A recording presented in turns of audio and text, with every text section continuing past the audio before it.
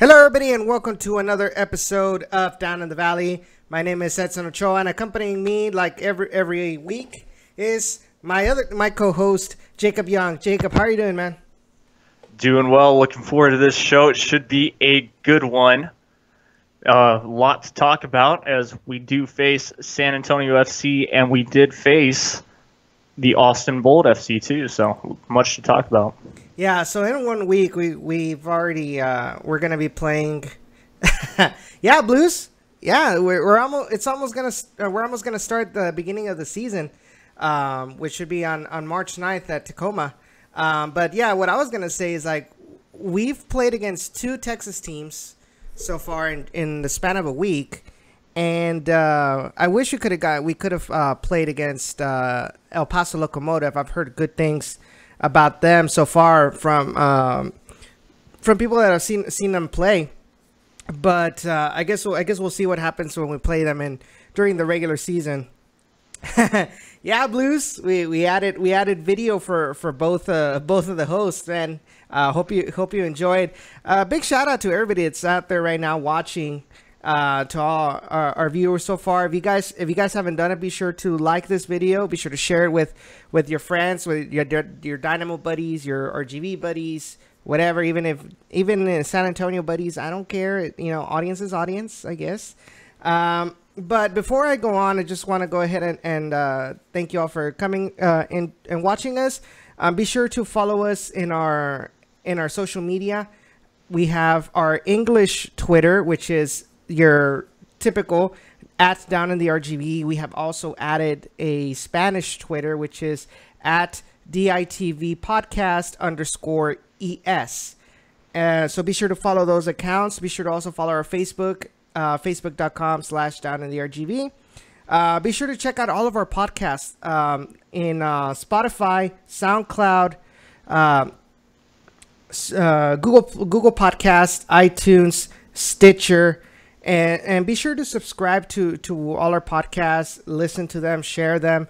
That's how we will continue to grow the word of the Toro. Other than that, also be sure to check out that we have some things planned. I know our website is still down. There are some plans. So Jacob, I'm actually gonna be get in contact real quick with everybody else about that. Because I talked to Sean about it, so I just want to keep you all updated in that aspect. But other than that, let's go ahead and get started with the show. So last Saturday, RGVFC hosted the Austin Bold at HB Park. During that week and last week's episode, if you guys recall, we had Kit McConico, who is the host for the Throw-In in Austin, Texas. And he talked a little bit about the Bold. He talked about how they had been playing during the preseason, what we could expect from them, during the season. And so I'm gonna be honest, like going into this preseason match at HB Park, I was expecting it to be tough for the Toros. I was expecting to see Austin Bold continue to dominate possession of the ball, have clear opportunities on goal, but the complete opposite happened. The Toros looked so composed out there on the pitch. They did not let players like Dario Conca or Xavi or Chris Turpak or Xavi Baez, get the better of them. I like the way our midfield played. I like the way our defense played, and Nico Corti, really looked good out there. And you went to cover the angles, how to lead. And I have to say that even though we did not see Connor Donovan out there, what we saw from Kyle Adams acting as the leader in that back line. A lot of good stuff. I think that we got to be hyped for the season. For sure, a lot of great stuff that we saw last night, last night, a week ago, really. But I still saw some lapses, and of course, yes, you're going to have those lapses in preseason. but it was from just at the closing stages of the half, or at least one of the halves, really. I did see the Toros, basically, they lost possession sometimes, and that kind of hurt us in the end, because given the fact that Austin Bolt had a couple of chances at the end.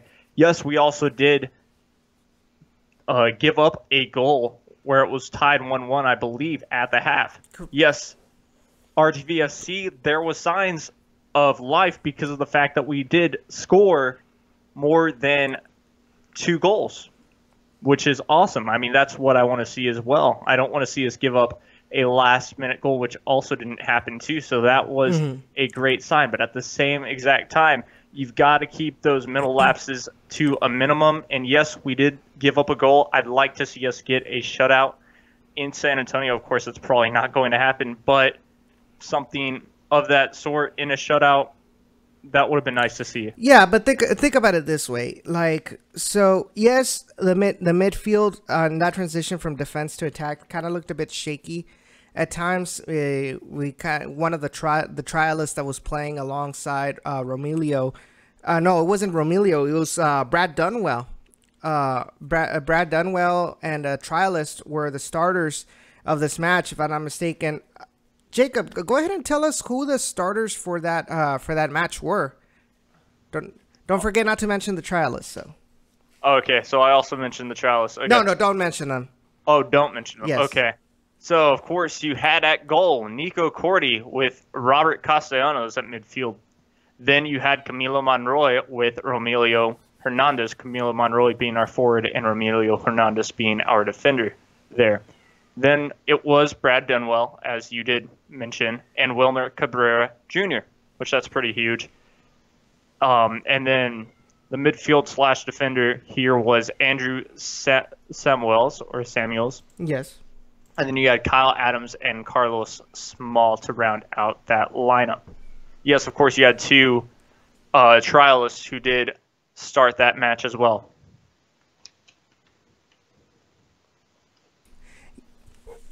Hello? Well, there we go. Actually. So pretty much what we saw from this match, it was your typical 4-2-3-1 formation. Kitty, not now. You had, like you said, Nico Corti on goal. You had a line of 4. You had Kyle Adams and Robert Castellanos as your center backs. You had I believe it was Samuels playing as right back, and you had a trialist playing as left back, if I am not mistaken. Then you had the 2 defensive midfielders, which were Brad Dunwell and the other trialist. And then up on top, you had Camilo Monroy on your as a left winger. You had Wilmer Cabrera Jr. behind Carlos Small, and on the others, and on the right winger, if I'm not mistaken, it was I'm missing somebody. Hey, how you doing, Calo and Blues? Who am I missing? Was it another? It wasn't another trialist. Well, 2 trialists did start, and yeah, one of them was a midfielder. That was the other defensive midfielder. It was Camilo Monroy, Carlos Small as a striker, Wilmer Cabrera Jr., Brad Dunwell, what was his name? Andrew Samuels, Kyle Adams, Robert Castellanos, the other trialist, and Nico Corti. I know I'm missing a name. Because I'm missing the right winger. Right winger. Well, I don't believe you are. Let me check, because I know I wrote it down. I know I wrote it down that day at the at the match. Let me get that really quickly for you. Okay, it was Andrew. Yeah, so.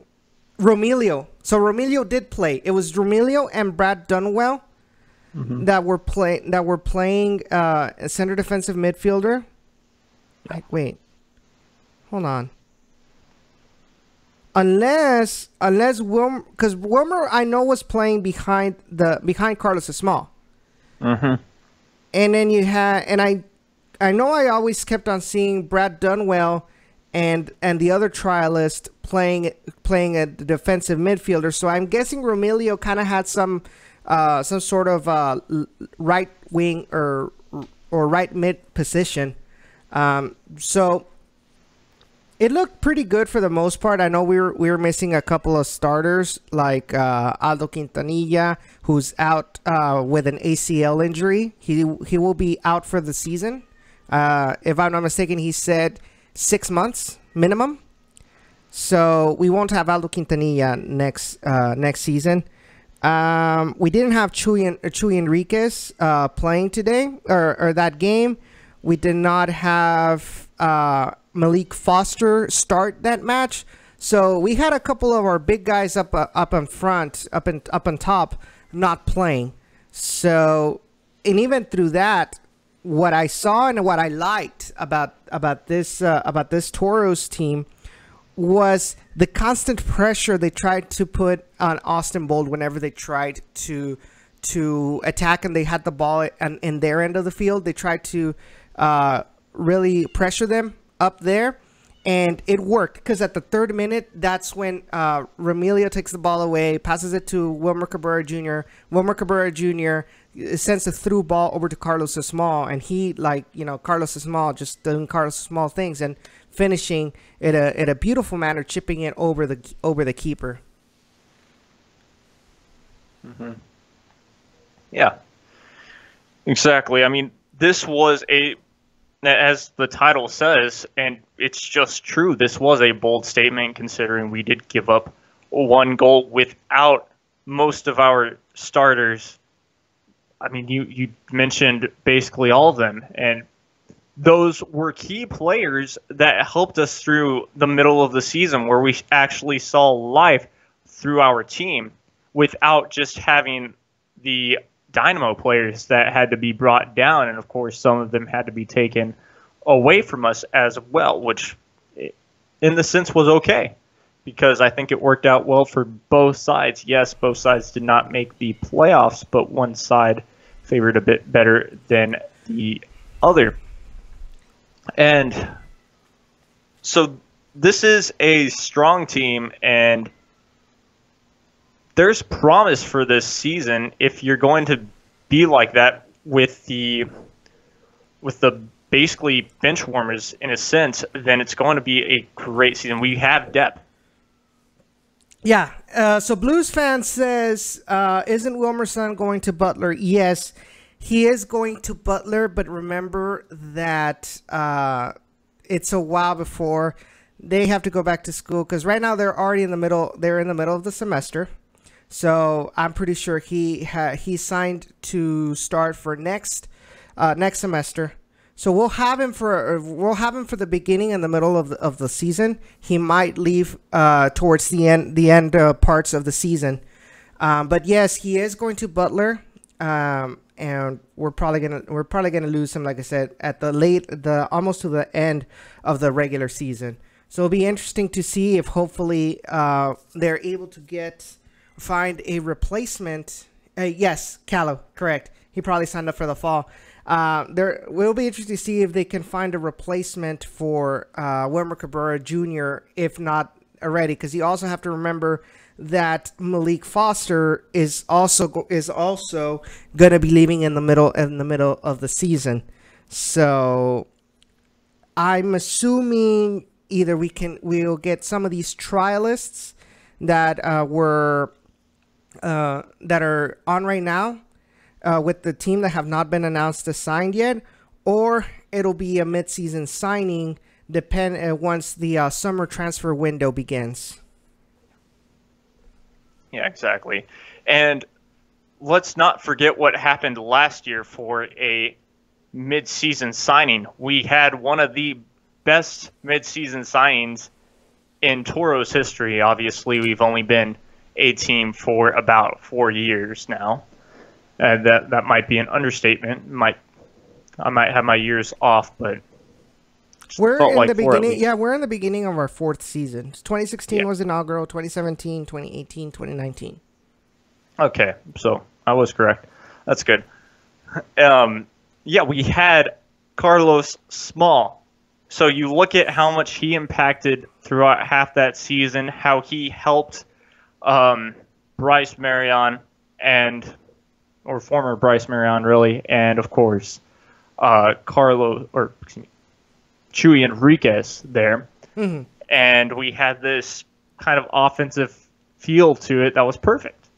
So Kalu brings up an interesting question. He says, what I don't get is how his son can play in USL and still be NCAA eligible. You tend to lose eligibility once you take a paid contract on a professional team for most NCAA sports. That is a really good question for Ray. But as far as I know, he might probably have an amateur contract, which means he gets to play with a professional team, but he doesn't get paid. And I think and with that, you're able to keep eligibility to if he were to play an NCAA, which he ended up deciding. I think this was a decision that had been in the works for a while now. I don't think it was like from one night to another. Oh, I'm going to go back to college. So I think that's what it is. Like I said, we don't know 100% any of these details because it's USL. But if you have an amateur contract, as long as you don't get paid or receive any tangible monetary benefits, you should still remain eligible for NCAA. Yeah, that seems to be correct. It is very stressful and confusing with the NCAA hashtag players should get paid, but that's a totally different story. Mm-hmm. But yes, it will be sad when he leaves, but like I said, we have the resources to get a better player too. Well, not even just a better player, but just a player that can help out the Toros and probably end up making the Dynamo, because by now we know what Wilmer Cabrera wants, what his whole staff behind him wants for his first team. And of course, when you know what they want, of course you bring in the players that are young to basically build their team. And so it can end up going in a way both ways. How long has the Dynamo announced how long Eric Bird is going to be out? Who's to say that by the time that Wilmer Cabrera leaves to play for Butler, that's when Eric Bird will start to begin being ready to go out on the pitch? Yeah, that might be exactly. a possibility, but that's kind of pushing it. Mm-hmm. However, because I know as far as the depth with the Dynamo in that position, we have Tomas Martinez, we have Tommy McNamara, we have Boney. But Boney usually plays more at the defensive position. Although this match against Guastatoya, he played a more of an attacking minded role. Who else? Who else do they have? Yeah. I think as far as center attacking midfielders, that's what we have. And besides Eric Bird, of course. Mm-hmm. Yeah, I believe that you're correct on that. And for Houston, of course, I don't believe that they need anyone else really in that position. But of course, for the Toros, we kind of maybe need someone in that position just to help benefit, like we saw on the pitch on Saturday. Mm-hmm. That's the whole reason why Cabrera has been such a huge help to the Toros. Once we figured out that we were going to have him last year, and once he was able to get onto the pitch, it was shockingly impressive from the first minute, which, hey, That's something that you need. You need that electricity from the start. You need that chemistry, and boom. So someone to get that, to be basically like him in a way or their own style is going to be huge. Of course, by mid-season, like we said, is probably when he'll leave, and who knows? We'll probably get someone by then too. So Callow asks as well. He has a choice because Blues made the comment that he hopes he doesn't go to the MLS Super Draft. And then Callow says he has a choice to not go into the draft. Does he not? Don't you have to declare yourself? And I believe that is correct. A player has to declare himself eligible to the MLS draft in order to be considered part of a pick. I know there is no special treatment if a player is or used to be a part of an academy.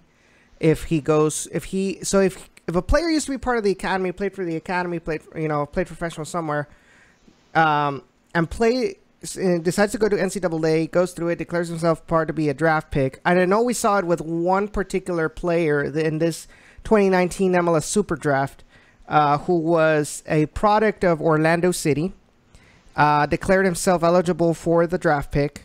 They did not give any special privilege or any special consideration to Orlando City. Orlando City had to use their top pick in order to get said player because he was not considered per se homegrown due to his announcement of being eligible for the draft.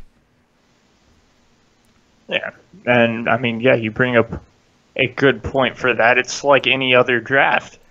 Of course, given that fact, yeah, if he does in fact declare himself after he goes to Butler, then there's a player that will probably go to a team not in Texas. Yeah. He'll probably end up playing against his father if his father is still at, for say, Houston Dynamo. So you know what? This actually brings up a good topic to talk about because I don't know if you saw any of the retweets, but Mike Miller on Twitter, who is the coach at UConn, associate head coach at UConn, he made a tweet where he talked about how there's a lot of USL players or a lot of young USL players that are leaving the USL teams and going back to college, and he made the comment, and this is let me get the 100% the tweet. He says, "Kids giving up degrees." Oh, never mind. It's the other way around. He says, "Kids giving up degrees at top academic universities to sign USL deals.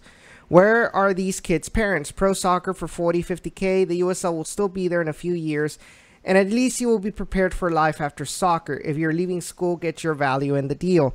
And then right after, Paul Arriola, and I'm pretty sure all of you know who he is, but he's I think he used to play, or he's still with DC United.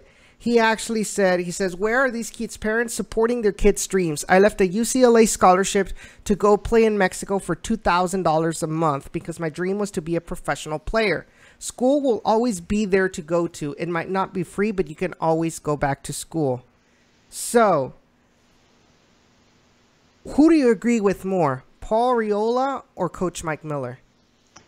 Arriola. It's easy. We've been talking about it since the United States of American Federation soccer team, however you want to say it, the men's national team, basically, when they didn't make the World Cup and everyone was saying, let's restart, regroup. And then, of course, it got into that talk about, do you choose the scholarship or do you go on and try and go to the MLS or Europe or something like that? And of course, people bring up that great point, just like Arriola did, that, hey, school will always be there, but my shot is right now. I am somewhat in my prime. Of course, it's not the year just yet for me to be in my prime, but I'm young, I'm talented. I've been told, at least, that's the whole reason why Division I schools are offering me a contract or a scholarship, plus these Liga MX teams are asking me for a scholarship or a contract, it just goes the same way.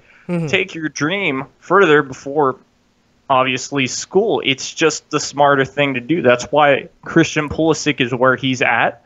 That's why a lot of these soccer players are also where they're at, because they chose their dream over school, and it's paid off. Okay, so I get the point that say MLS chooses to get you, or you end up going to Europe like Christian Pulisic, or you go to Mexico like Paul Arriola.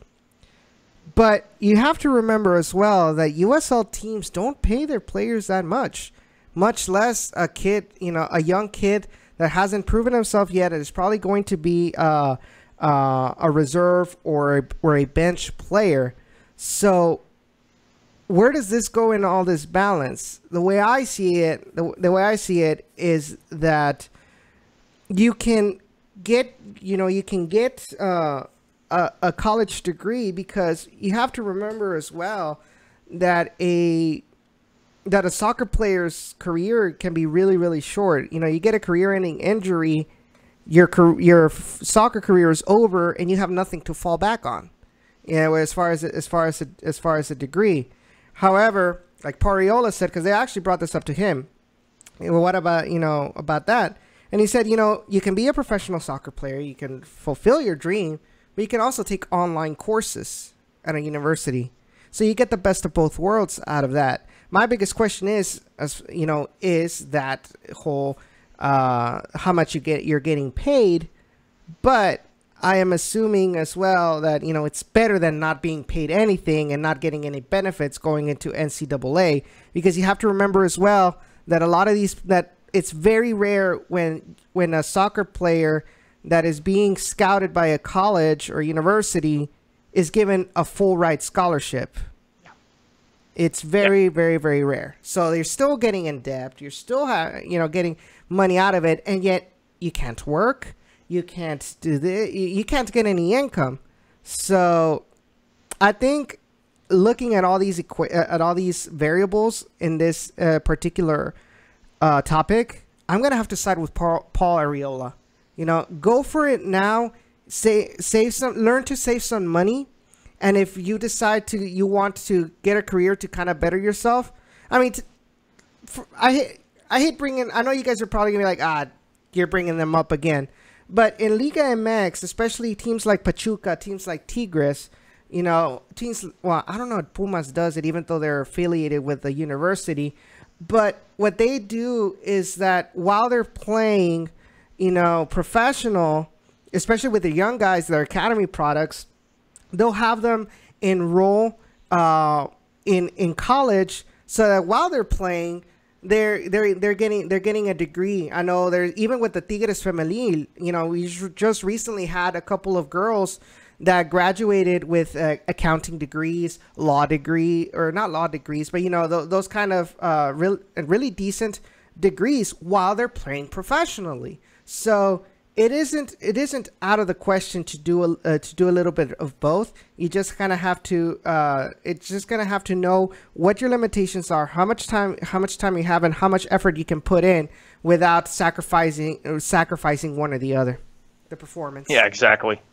It's perfect, just like you said it. I mean, a great example, a prime example, actually, isn't just Pulisic, because he ended up taking, where he was going to school and going to the practices for Borussia. But it's the Canadian star. Davies? Wow. Yeah, exactly. Davies. I mean, there's a whole story on him on YouTube. You can go look it up. I forget who it was by. Mm-hmm. But he, like, this basically how he ended up getting into that academy was due to the fact that Vancouver, I almost called them the Canucks there. That's the wrong team, but the Vancouver Whitecaps. Yeah. They told the parents, look, he's going to be getting education as he's playing soccer. He's a 16-year-old, still needs to finish high school as well, and I believe he's probably, or was probably taking college courses as well once he was on that first team. And so you think about how well teams try and do that. That's the way that you lure them in. It's basically like college, but guess what? You're getting paid, and that's the life. That's the dream for players. Take it before, obviously, you can. Yeah, I can definitely agree with you on that. And I just noticed that you covered your Jets flag with the Dynamo flag. So I mean, hey, you gotta go with what the fans want. Of course. So we're gonna go on a quick little break. When we come back, we'll continue talking more about the match against the Austin Bold. We'll get some thoughts on more thoughts on about what we saw out there at the pitch. We'll discuss post match interviews, and then we'll talk a little bit of what we can expect out of San Antonio FC tomorrow at 1 p.m. So when we come back, just give us about like 4 minutes. And we'll continue talking about that. And if you guys want, let me know if the chat. Let me know if the chat, if anybody of y'all wants to call in live on the show, and we'll go ahead and open up the phone line so you guys can give your takes on what you think about so far about RGVFC, whether it's season tickets, whether it's what the team, what you can expect. I do want to say this as well. So Saturday is the home opener for the Dynamo in MLS. As far as I know, RGVFC players will be at the stadium there on Saturday. So I'm assuming that they're going to receive, the traditional, where they go during halftime, and they're going to be on the pitch, and they're going to be presented to the Dynamo fans.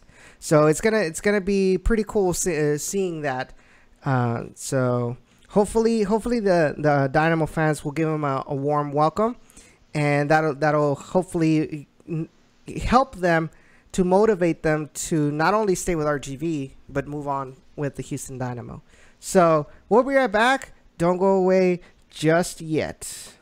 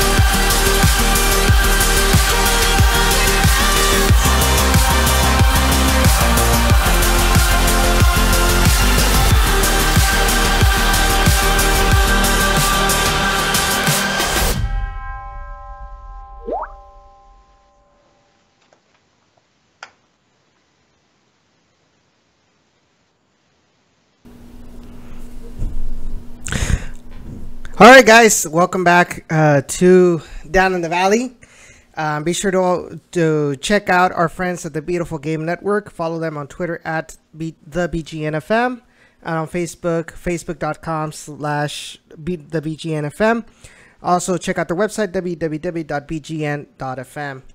We have all of our podcasts are there as well as other USL related podcasts like the USL show Rising as One, etc., etc. They're all really, really good shows. So if you guys enjoy talking about lower division soccer, that's the best place to go to. Also, check out the Beautiful Game Network's primary sponsor, which is Roughneck Scarves. They're the official scarf supplier of USL, MLS, and NCAA.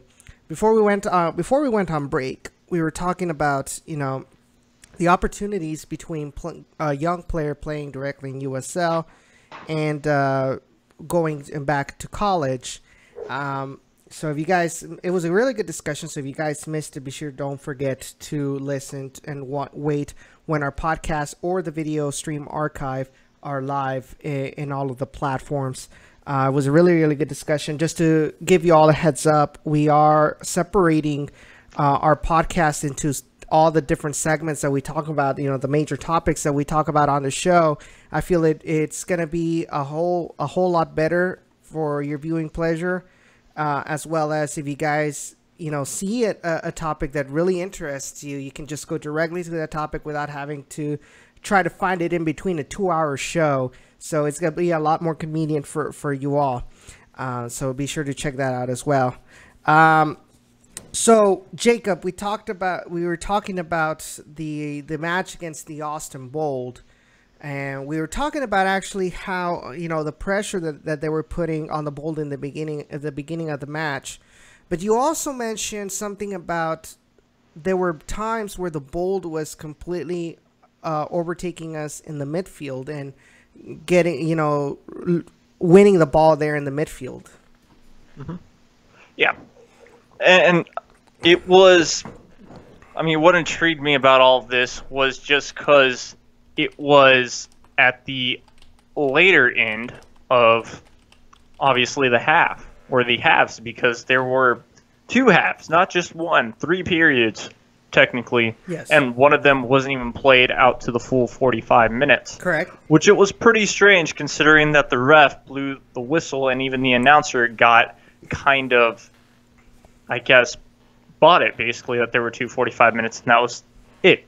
Mm. But, like I said, it just happened at the end where even after RGVFC, I noticed this, when they scored their first goal, they weren't necessarily pressing as much or just in the zone as much, because I did notice that when they were kind of like that, the Bold, were able to capitalize and kind of gain some ground during the game. But of course, in the end, it was RGVFC. But in those times, it's what RGV was last year, where they would give up those late goals. And that's not something that necessarily I want to see. Now, what really impressed me as well is that RGVFC were able to create fouls. And what I mean by that was, or draw fouls, where they were able to get basically set pieces inside the box. And so they were able to gain possession, which is nice. Mm-hmm. But as you and I both know, that's not all you can get. You have to stay focused for the full 90, full 45 if you want to take it in those 2 pieces. But in some stages, they just didn't look like that. So just a quick shout out right now to Hill. Thank you for the $10 donation. Really appreciate it. He says, keep up the good work, gents. Thank you so much, Gil, for your $10. We're doing the best we can, and we thank you all for your support. Without you all, I don't think we'd be getting as far as we have right now. One thing I do want to add, though, is that even though our midfield seemed a little bit shaky, I did not see our defense being that shaky. Even when the Austin Bold was able to get possession at times, the Toros were able to limit them to outside the box. They were not able to get any clear opportunities on goal. And when they did have any real opportunities, you know, it was blocked by Kyle Adams or Robert Castellanos, or blocked by Nico Corti. I think it was just pure. Their goal was actually just pure luck. Yes, he was a trialist. So during the matches right now, oh, nice. Just got something from CONCACAF. So during the matches in preseason, whenever they don't have numbers, it means that they're a trialist. And I was speaking to Texas Soccer Journal during the day about that, because there was some confusion about that. You know, in previous episodes, I had mentioned that this was a USL mandate of not not saying trialist names. But it turns out he had talked to media guys at San Antonio FC, and he said that this isn't a league mandated thing. This is more of an individual club decision. San Antonio does the same thing. RGV's does the same thing. And he mentions that the reason some of these trialist names are not mentioned is in case they don't make it to get a contract, their name, their brand, you can say, is not devalued when it comes to maybe future opportunities with another team or maybe a college, or you know, you get what I mean. So that's the whole thing behind the trialist names not being mentioned. Like we said, we did have two trialists that started in the match, one defensive midfielder and the left back that you told me. He did look good, actually. I do agree with you, Gilberto. He didn't, and I think it also helps having a leader like Kyle Adams, like being on his toes and, all right, I need you to be here, and I need you to move up now. No, okay, now move back. I need you to look at this guy, kind of thing. He had that vocal leadership that I think he learned from Connor Donovan, being next to Connor Donovan so much last season.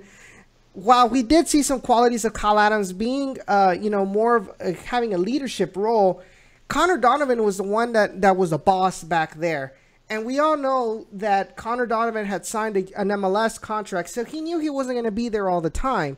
So I'm assuming that when he was down there with RGV, he was able to teach and show Kyle Adams what to do, how to be a leader, and so that way, whenever Connor Donovan was not going to be with RGV, he would stand up and be the leader. Especially now this season. Now we don't have Connor. Well, Connor's been kind of missing.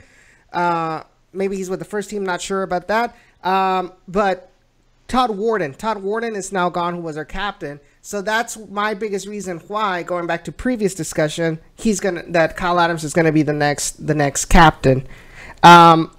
Going back, yes, he was a trialist. He did look real good. I think the whole defense looked good.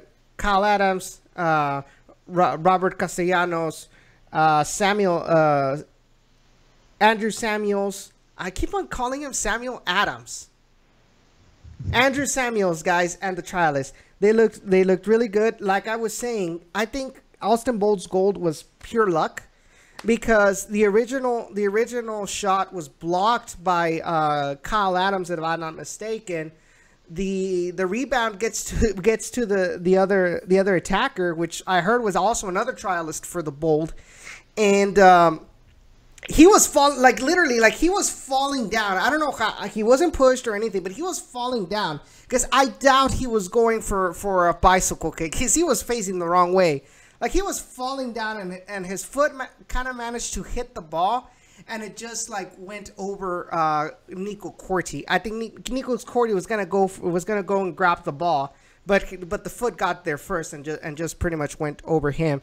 But that was it. That was it from the Bold. And like I said, this whole more experience out of them, knowing what they expect from professional. I think if they keep building it now, we'll see a better defense. We'll start seeing less late minute goals being conceded in 2019.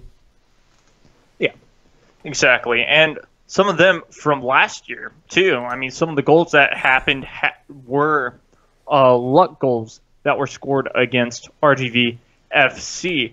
Now, of course, Blue Fan says like the beer because of, well, Andrew Samuels, which he's basically the Samuel Adams of RGVFC. If you kind of get that reference, one of the original 13 colony people, if I'm not mistaken.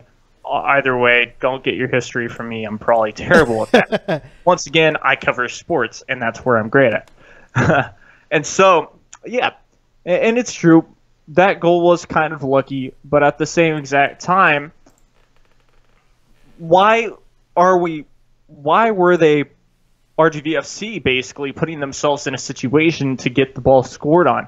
That's one thing that, of course, yes, you can't keep play the possession out of your side for the full 90 minutes. It's basically almost impossible when you're playing a team that has almost exact caliber as you and just kind of the playing style. Mm-hmm. Now, so, yeah, go ahead. Go ahead. No, actually, go ahead. My biggest concern, that. And I know I talked to you about it, and I during the match. It really wasn't, the defense or the attack, and it was the midfield. But more specifically, my biggest gripe from the midfielder, especially with the trialist, was that he retained the ball too much. So he would hold on to the ball, and instead of trying to pass it to his teammate, he would let 2-3 Austin Bold midfielders come at him and take away the ball, and that's how the goal started. That's what started the goal play for the Austin Bold. Instead of passing it over to Brad Dunwell or Romilio or whoever, he let 3 players come at him. They took the ball away from him. The defense, our players were in that transition from defense to attack, and you were left with like 2 players, your two center backs, against like 3 Austin Bolt players going into the attack. They still managed to control it, but the rebound just kind of was pretty unlucky, and that was it. But that was not the only time where the Toros fell into that sort of comfort or you know what I mean, where they were not being quick with the ball. And I know Coach Echeverry mentioned it in the post-game interview. He said that they've got to be working on being quick with the ball. Mm-hmm. Yeah, exactly. Yeah, that wasn't the only time that we did see that happen. And, of course, if it happens from a trialist, yes, he's got a lower soccer IQ because, of course, he hasn't been in a professional league for a long time. When you're a trialist, you think you kind of know more than you really don't, obviously. And so if you kind of get where I'm coming from on that. Mm-hmm. And so, yeah, it will take time for a player of his caliber to mature and figure out, okay, I need to pass the ball more. And, of course, you're still technically getting the rust off of some players, considering that, if I'm not mistaken, this was Cabrera Jr.'s first time to play in a while. I don't believe he was at the last one or if he was, he wasn't technically a starter for when they played UTRGV. I don't necessarily, you and I basically don't really know that much about the Houston Baptist game. As far as I know, he had been playing, when they played against Houston, he was pretty consistent as a starter. I know he played for both sides. No, wait. Yeah, he played for both sides actually in the first Houston Dynamo match, and then in the open practice.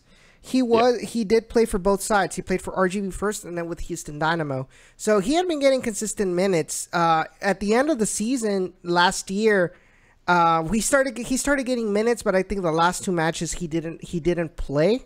But I think Wilmer Cabrera has been getting better in that regard. I think maybe because in the matches that he played last year, in the end of last season, he was being put in a winger position, and I think he's more suited for being behind the attacker. Remember that last year, that position was filled by Pablo Aguilar and Matias Saldivar. So we didn't really see the best out of Wilmer Cabrera Jr. And from what I saw against the Austin Bold, I think he looks better as a center attacking midfielder than he does as a winger. So it'll be interesting to see if he continues to play in that position, how he develops and how he bonds with Carlos Esmal, Malik Foster, Chuy Enriquez. I was about to say Aldo. I'm sorry, Aldo. It's hard. It's hard. Like all of a sudden, like he comes out and says, "Oh, I'm having a surgery." So we wish him a speedy recovery, but don't rush it, man. Just take your time, and be sure to recover correctly. Yeah, and recover correctly. Don't try to overwork yourself. Yeah, exactly. And well, yeah, but basically my point is that a couple of players are still, or just the whole team is still trying to get into that full shape, because really for us and even for them kind of, it just, the season starts up abruptly in a way, because all of a sudden it's time to train. You've been off for a while. Maybe, of course, some players, as in Chuy Enriquez, has been practicing throughout those breaks. But a couple of players obviously will take that time to spend with family and not necessarily eat as healthy as they should or train as hard as they should during that offseason, things like that. So, of course, you're still trying to get your body ready. And, of course, the things that we saw were natural causes of just practice. And either way, we need to get ready for the season. Once again, it's the same exact thing. We still haven't seen Chuy Enriquez out there, really. We still haven't seen, well, we did see Small this Saturday, but we still haven't seen, of course, the real, I guess, attackers that we're used to seeing from last season out there together as much, because of the fact that, like we've heard, he's waiting for the start of the season versus Tacoma. Yeah. It's interesting that we talk about these players, being out, and it just worries me that, the season has not even started, and Aldo Quintanilla has already suffered from something major like that. Now, does this mean that this was a recurring problem from him that just was never announced? I don't know. That is just speculation. I highly doubt that preseason thing, because I don't even think he even played a preseason match. No, I don't believe so as well. And if we're even going back to last season, he had kind of a recurring injury. I don't believe it was his knee, though. I believe it might have been his ankle or something of that sort, if we do recall back when he played for Houston and then he played for RDV, kind of back and forth, and then for farther into the season, especially in the late comings of the week, the end of the season is what I'm trying to say here. Yes. We did hear that he did have, or he just wasn't playing, basically, and he was playing a lot less minutes and had an injury that could have something to do with it, as in he just wanted to finish off the season and could have had a torn ACL that whole time. I've heard of athletes that have done that. Of course, they want to basically give it their all. Exactly. No matter what. It's a famous saying that you're only as healthy as you are before you train, or something of that sort, basically. Mm-hmm. The healthiest you're going to be is that first game. The rest, you're going to have something wrong with you. Yeah, so like I said, we wish him a speedy recovery. As far as that, now another news out of RGVFC hasn't been made official by the team yet.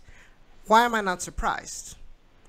But yesterday in social media, Robert Coronado, please verify, Jacob, if he was on the list for Saturday's match. Don't forget to send it to me. Send me a pic of it. I do want to mention all of the players that are there. So Robert Coronado, he posted on social media on Twitter. He says, "Happy to have signed my first professional contract. Thanks to my family and friends and who've been there along the way. Gracias a Dios." So he just signed yesterday with RGVFC Toros his contract. So that's another name. That's another name on the list of confirmed signings by RGVFC that have been made public. Because from what we've been told, if we take a look at the list that was from Saturday's match, we only had, I think it was a total of 5 trialists that were still unsigned. But everybody else was confirmed to have signed with the Toros, which is why their names were made public. Can you put the wait, hold on. Send me a pic of the list because I really want to go over the full list of that right now. Unless you want to say it out loud. Well, if you want to follow along, it's in your messenger. But yeah, I mean the full list is here. I won't, of course, name the trialists as due to RGVFC basically terms and conditions. Ben Willis, or the not Joe Willis, to be exact. Which we accepted without actually reading it. Like exactly. Yes, go ahead. Nico Corti, Carlos Vieros. Wait, before you continue, did you notice? Oh my goodness! Did you notice that they put Nico Corti as a defender? Oh yeah, I just noticed that. Me too. Yeah, go ahead. Oh yeah. Let me repronounce his name. Actually, Carlos Viveros. Viveros. Yeah, there we go. There we go. There's 2 V's there. That's why. Robert Coronado as a midfielder, with Robert Castellanos as another midfielder there. Then you got David Cabrera, and then Camilo Monroy, Romilio Hernandez, Malik Foster, Jesus Enriquez, or Chewy, as we all know. Brad Dunwell and Wilmer Cabrera Jr. And then Zach Jackson, a product of the Dynamo Academy. Andres Arcila. There we go. Yeah, he's a Colombian from Seton Hall. All right. I mean, it makes sense right there. Product of Seton Hall. Of course, Coach Gerson Echeverry coach there, so if I'm that's correct. Yeah, before he came here, he was a head coach at Seton Hall. But Andres Arcila, if I recall correctly, he had been training or trialing with the Dynamo with the Toros last season, but wasn't signed. But this for the second time, he was signed, and we congratulate him. Continue. Of course. All right, let's hear on Andrew Samuels, Victor Garza, Hector Copete, yes, Nico Lemoyne, and then Connor Donovan, Aldo Quintanilla, Brandon Morales, Kyle Adams, Carlos Small. Then you've got your 2 trialists. 3 trialists, actually. Well, 3 trialists, but 2 were highlighted. So it looks like it mainly looks like RGVFC could end up signing just 2 trialists. Yeah. So the reason that they were signed, those two trialists were the ones that started. That's why they're highlighted. So those two are the ones that started the match against the Bold. So looking at this list, we have 1, 2, 3, 4, 5, 6, 7, 8, 9, 10, 11. We have 13 players of this list that came back from last season. That's a big difference. That's a big difference from last year and the year before, where it was just pretty much a clean slate every time. And you saw it in this match that these guys, they They played like they knew each other because they do know each other. 1 year, yeah, it's 1 year, but it's better than 0. And I know Coach Echeverry mentioned that as well. It was a big difference. The experience that they got last year as a professional is helping them out this time because they're learning from their mistakes. So I also want to mention Ben Willis, not Joe Willis. No, guys, he is not, just before anyone asks, he is not Joe Willis's brother or relative or anything like that.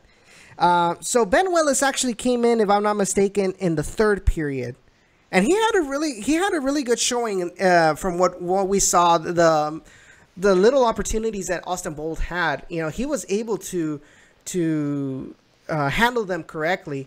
So I think he's going to be a good backup keeper for Nico Corti. Now you also have to remember that we might see during the season, we might see a little bit of Michael Nelson as well. So I think we're good with in the goalkeeper position. I think we're solid. I think we have a good long-term player in Nico Corti. You have your occasional help with Michael Nelson coming in from the Dynamo, and as a backup you have Ben Willis, who just from seeing in preseason, from what I've heard and what I saw in this match against the Bold, he is better than oh my! You and your Jet stuff. Matt Sanchez. Yeah. He did look a bit better than Matt Sanchez. We have watched that man before last season for just, I believe, a couple of games when Jerson was really trying to still figure this team out, which is why we don't have that problem anymore due to the fact that we've had a team here for a year. That was a rebuilding year for sure. And of course, the fans that were angry or mad at the coach last year really shouldn't have been in general. Yes, it's frustrating to watch your team lose when you want your team to win all the time. Yes. But in the long run, we know that this team is going to be a lot more successful due to the fact they're back, basically. And that's already a huge step in the right direction. Yes. And yeah, Ben Willis looked good for 35 minutes. I do not believe that we did play the whole 45 for that last period. And I believe they did call it after just 35. That's correct. Quick update in CONCACAF Champions League. Atlanta United 2, Herediano 0. Aggregate 3-3 in the 52nd minute. Remember, they are not playing at the Mercedes-Benz Stadium. They're playing in a different stadium because I believe there's Monster Jam going on at the Mercedes-Benz Arena. So, and even with that, they're winning 2-0. Goal in the first minute by Joseph Martinez, and then Julian Gressel at the 9th minute. So, at this rate, with this scoreline, Atlanta United goes through with the away goal. Oh, yeah, because they did have one away goal. Because one of the away goals last week did get counted off, which was very shocking to see, really. But So, Gilberto says, I agree. They improved steadily through the course of the season. They look so solid last week. I mean, they are. And that's because, like I said, up on top, we don't have the biggest names yet for one reason or another. Now, this was the first showing up against a USL team. This is a team that barely started. Yes, they do have a lot of names, a lot of USL veterans like Turpak and Diego Restrepo, and where did I leave? Oh, here you are. And let me see who else did they have. What really ticked me off was that freaking Austin Bold did not have any numbers at all for any of their players. So we're like, oh, Austin Bold player, that guy. Who's him? Yeah. There was nobody to tell us who is, but they did give us a list of their actual roster. I'm sure you'll remember this. You'll remember this name, Jacob. Jermaine Taylor. Jermaine. Oh, Hold up. I know he played for Houston. Correct. But then he's gone on a basically on a spiral down. Obviously now he's in the USL. Mm-hmm. Did he played for? Wait, we bought him from Seattle, if I'm not mistaken. Or am I thinking of someone else? Let me verify for you that. So, ex-middleweight champion. No, not that Jermaine Taylor. Jermaine. All right, here we go. He's a Jamaican footballer. He played for the Dynamo. He actually came from Jamaica. They brought him from Jamaica. And he joined the Dynamo there. He then left for the Timbers, then Minnesota United. And now that's why. And that's now he's with the Austin Bold. Yes. So he's with the Bold. Another name out there that a lot of people might recognize, especially if you follow Liga MX, Javier Vapaez. Used to be with Chivas de Guadalajara. Darío Conca, Argentinian. He was, like we mentioned before, third high at the time, around 2011, around there. He was the third highest player of the whole world, behind Ronaldo and Messi. We have Chris Turpak, ex San Antonio FC. Diego Restrepo, ex San Antonio FC. Mm-hmm. Sonny Guadarrama, ex San Antonio FC. And another name that Kent McConico mentioned was, okay, what is going on with my phone? Here it is. Another name that was mentioned, Andre Lima, the Brazilian, who they say is a really, really good player. And the point I'm getting at is, yes, they do have a lot of experience on that roster, but this is a brand new team, so they still need to learn how to play together. So I don't think we'll have like a real test of what RGVFC is made of until tomorrow when they play against San Antonio FC. San Antonio FC, which has kept most of their roster from last season, so they have the same head coach with Darren Powell. They're going to be playing away in San Antonio at 1 p.m. So we will see what they're made of tomorrow. Hopefully we can get some word on what happens in that match. But there's actually a player that I was told about that we got to be careful for. He is young. He is an Argentinian.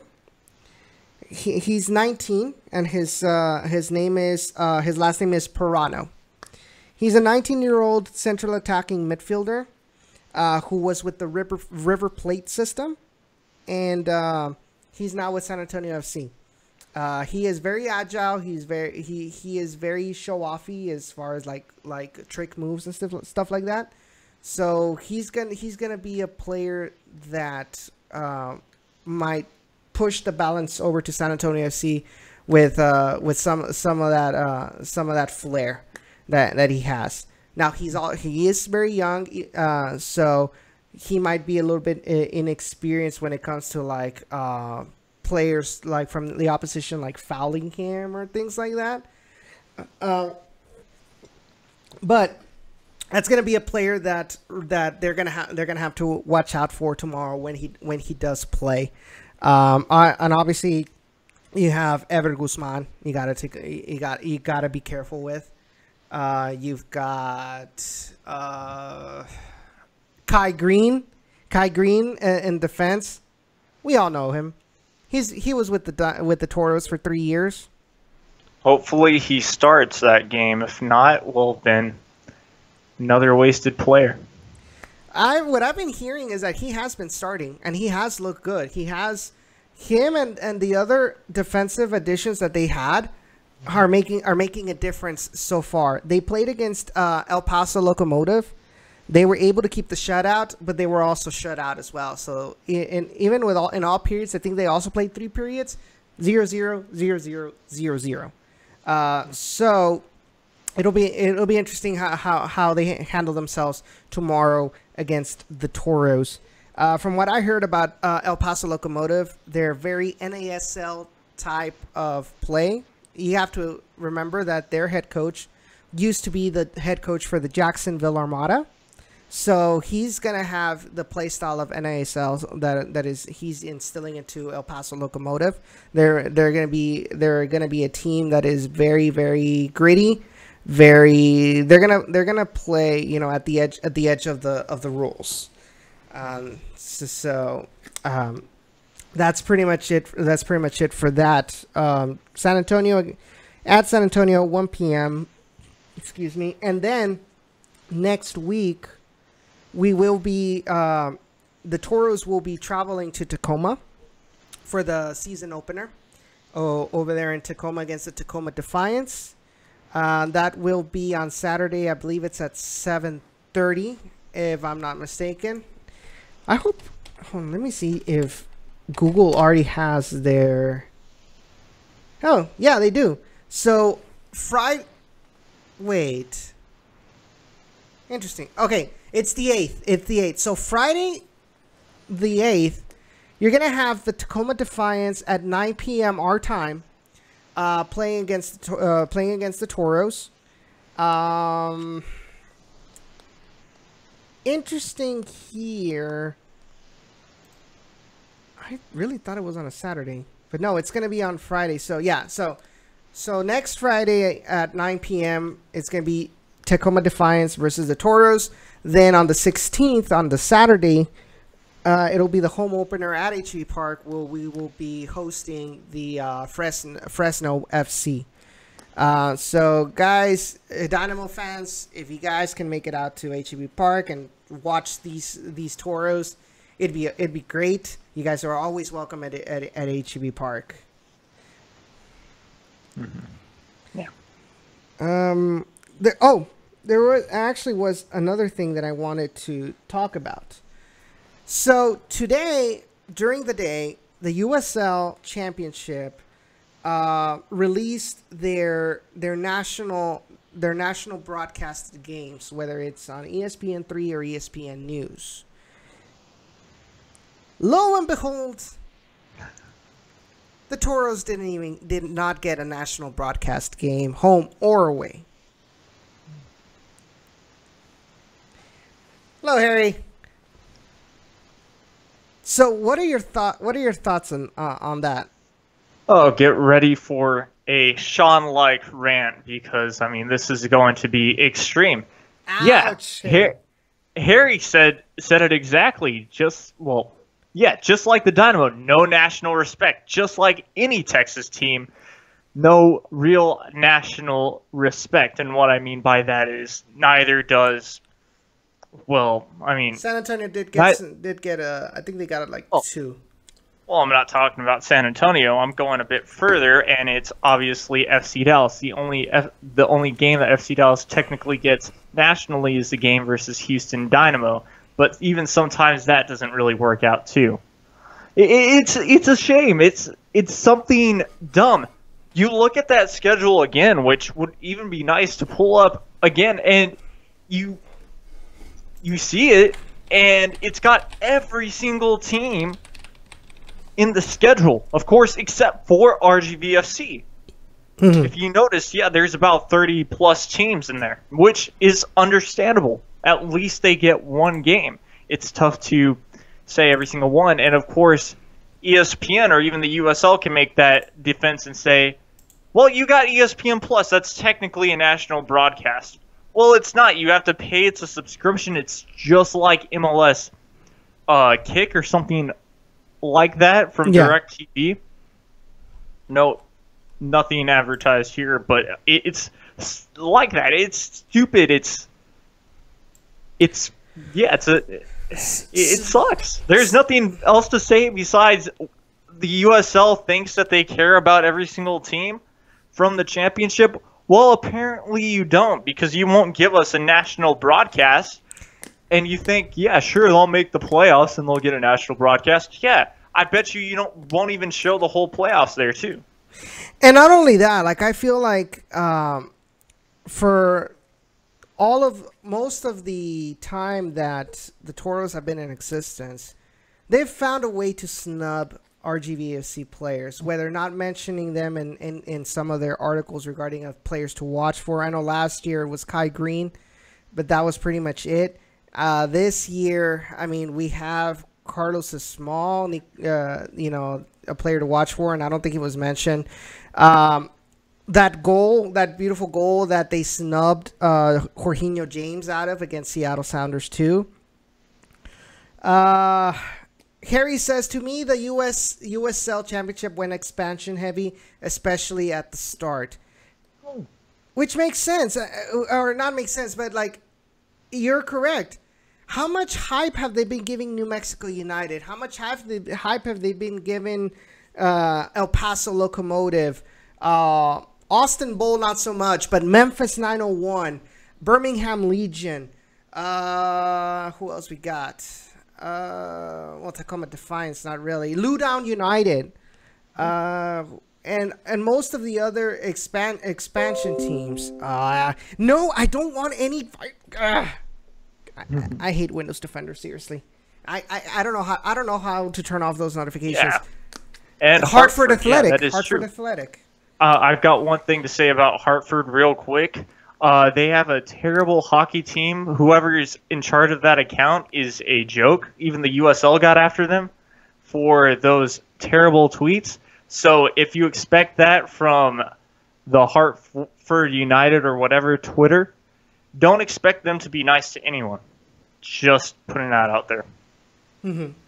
So you look at this schedule for the national broadcasts, and you see that most of these are the expansion teams. So you have New Mexico United versus Tulsa Roughnecks on ESPN3. April 10th, you have Memphis 901 against Atlanta United. Atlanta United 2. Come on. Yeah. Mm-hmm. On ESPN News. April 17th, Austin Bold versus Phoenix Rising. Okay, it's Phoenix Rising. They were the Western Conference champion last year. Okay, we get it, right? Louisville City FC, the current champion, versus the Memphis 901. Okay, that's on ESPN3 on April 30th. May 8th, you have Nashville SC versus the Tampa Bay Rowdies. Okay, you're looking at the next MLS franchise against the Rowdies, who've been decent. Birmingham Legion versus Nashville SC. You have, that's on ESPN News. Nashville versus Tampa, ESPN 2. Yeah. New Mexico United versus OKC Energy FC, June 5th on ESPN News. Reno 1868, Phoenix Rising, June 18th, ESPN 3. June 26th, San Antonio FC versus El Paso Locomotive, ESPN News. July 3rd, Sacramento Republic versus Fresno, ESPN 3. July 12th, Real Monarchs versus Tacoma Defiance. Really? ESPN 3. North Carolina FC Loudoun United, July 17th, ESPN 3. Orange County SC versus Reno 1868 on July 24th, ESPN 3. July 31st, New Mexico United, El Paso Locomotive FC, ESPN 3. Should I go on? Like, I think I've made my point. Uh-huh. Most of these are the expansions. Mm-hmm. Exactly, and it's understandable too, the expansion teams, don't get me wrong, but I want to say one thing to Harry. ESPN Plus and ESPN3 are different given the fact that you do have to sign in with your provider for ESPN3, where you don't have to do that for ESPN Plus. ESPN Plus is its own thing that you have to subscribe to for a monthly fee. Mm-hmm. Yes, that does sound like that, but that's honestly the truth. Yeah, the big ones, like he said as well, are the ESPN2, the ESPN News, and the ESPNU games, because obviously you can most likely get those, it's national TV. What is there more to say, really? And so, yeah, it's very frustrating that the USL, like Harry said, when expansion heavy, makes total sense considering that they're kind of competing with the MLS in a way. And then, of course, they're not making sense with the fairness. So let's take a look at May 25th, RGVFC versus San Antonio, right? You would assume that would make a bit more coverage. Let's take a look at what's their game of the week at that time. May... What did I say, 25th? Yeah. May 22nd, Birmingham Legion versus Nashville SC. Like, really? Are they trying to make that into a a rivalry? Hold on. He's got a point too. Let me double check. May 25th, right? That's a Saturday. This match is on Wednesday. This Birmingham Legion match versus Nashville, that's on a Wednesday. Then the next South Texas Derby is August 17th.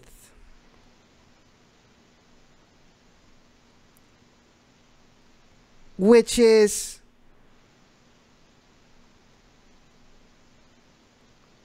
also a Saturday. And that game, the game of the week for that is August 21st. Another weekday match. North Carolina FC versus the Tampa Bay Rowdies. Harry, I don't know why I said Jerry. Harry says, he says every team should have one game, in my opinion. The key is midweek games, not the weekend games. And I think what we're seeing is that it's the weekday games that are getting these national broadcasted things. But it doesn't make sense because last season, even weekend games got game of the week coverage in ESPN, in the actual ESPN channels. I know one of our derbies was on ESPN3. It's the one where we lost at home. What was it, like 3-1 or something like that? That one something like that. Yeah, that one was on national broadcast, and the Toros getting nothing this year makes it just irks me how USL Championship is kind of like looking over RGVFC.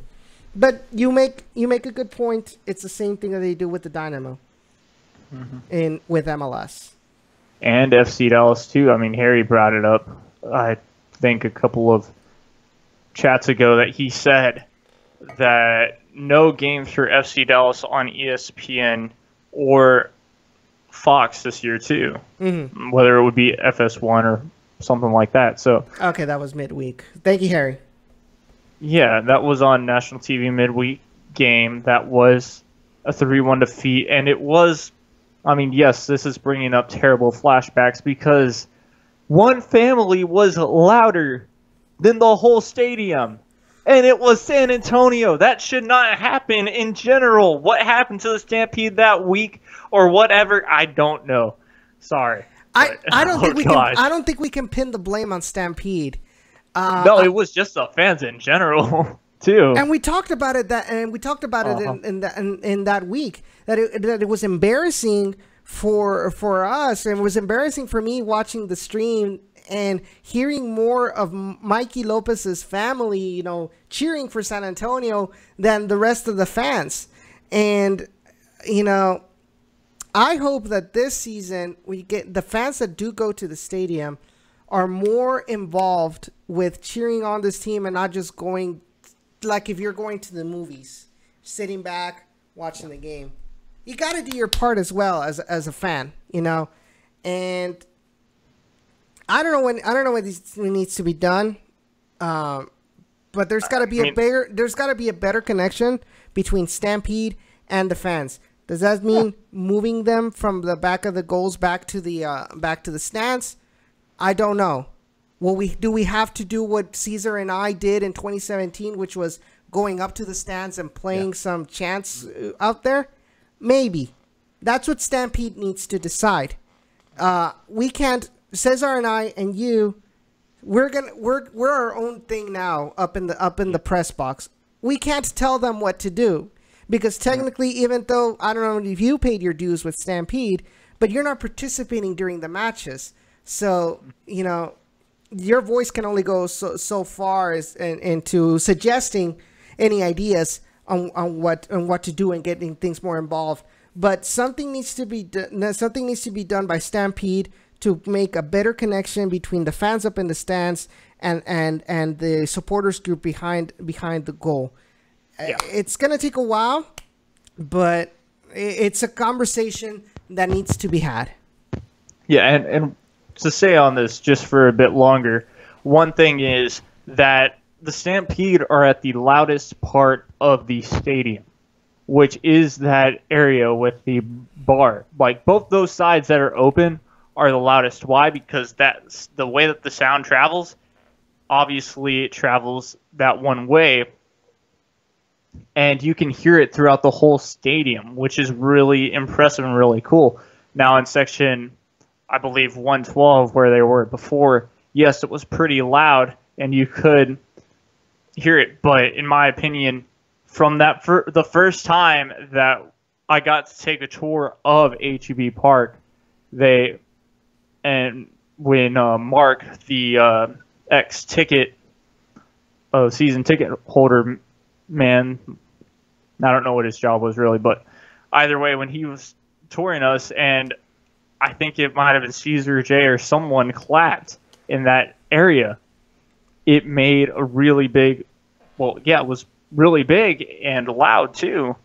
And I thought, if they're there, it's going to make a huge difference. Of course, you just need more people.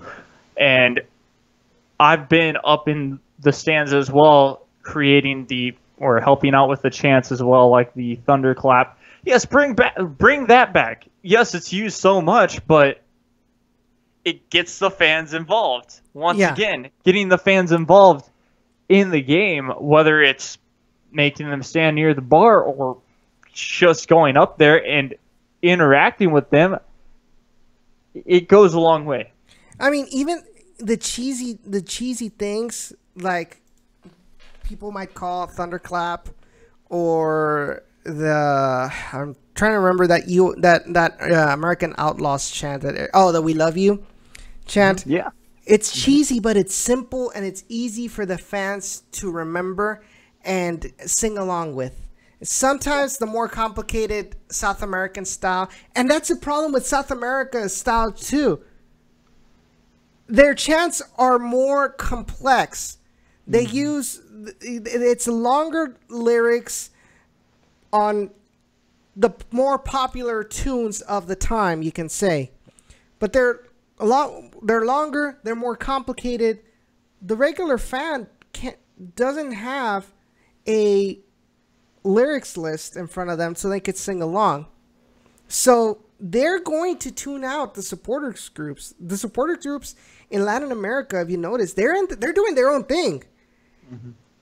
When they get to something so simple, for example, with Tigres, hincha de Tigres, ¿cuál es su profesión? La U, la U. The whole stadium yells, la U, la U, la U. It's simple. It's easy to follow. Obviously, everybody's going to do it. Or, let's go Dynamo. Yeah. It's simple. Mm-hmm. And it's very easy to follow. Stampede needs something like that. Bring back the thunderclap. That's one. Let's go Toros.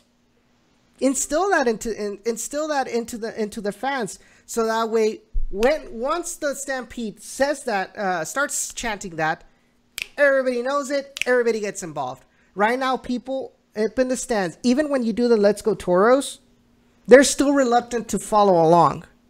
Why? Because there's no connection yet between casual fans and the supporters groups.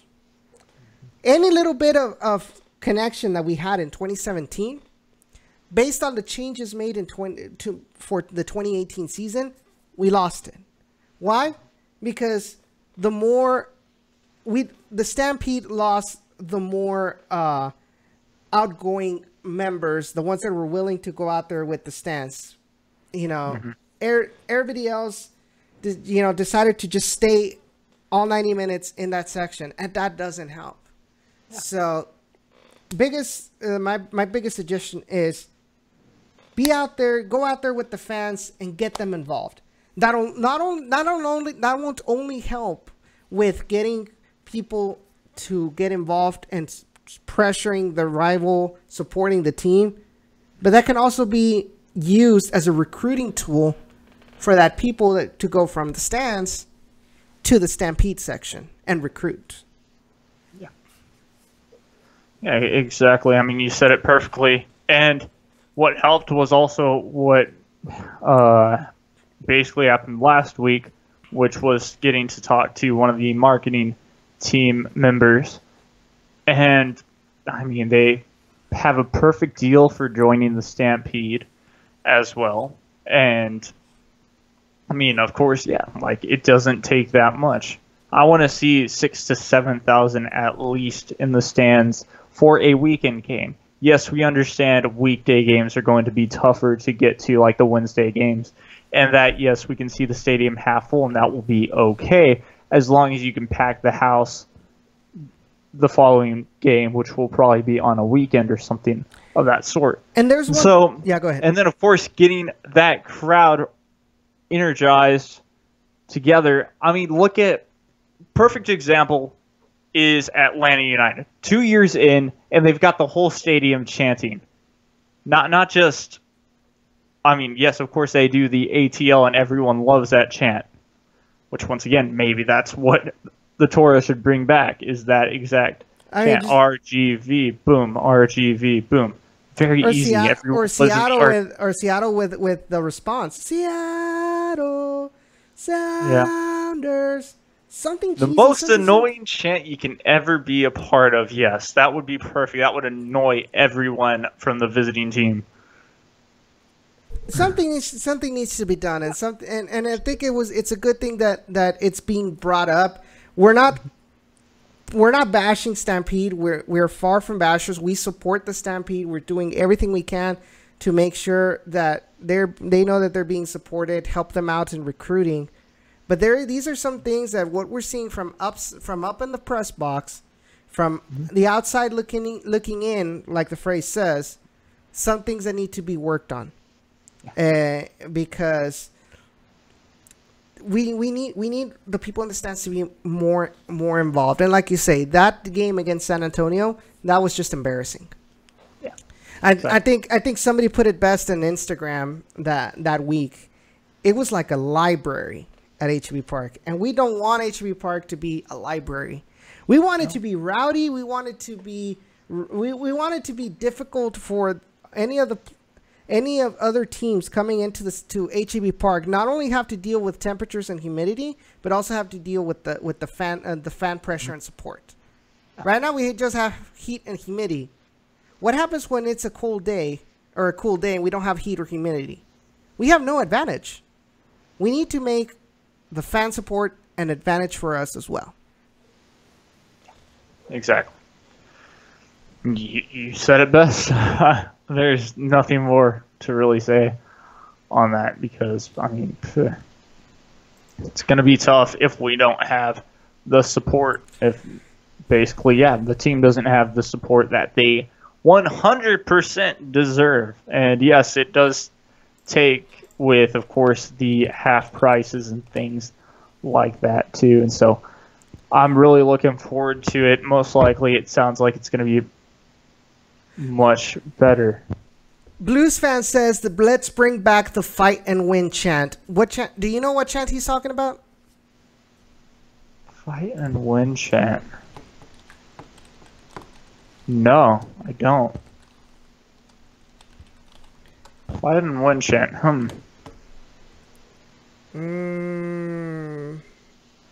Oh, it's a Seattle one. Hold on. Let me put it up. Yeah, maybe even bring this chant. It's a Timber chant. Here we go, here we go, here we go. Here we go. RGV, here we go. So basically it's like Seattle, and then fight and win, and then everybody else. Oh, yeah, that's right. Yes. I think the Toro or Stampede kind of does that somewhat. Well, I know the ones that they do, obviously, El Matador, they have the Take 'em All chant, Let's Go Toros. And then they sometimes have done this one, like the Seattle chant. I think it was like Toros, Toros, come on, you boys, let's win, or something like that. Mm-hmm. I believe that they've done that before, at least. So, yeah, bringing back the chant, something like that would be cool. Yes. So, guys, do you guys have anything else you guys want to talk about? People in the chat. We have 12 minutes until 9 o'clock.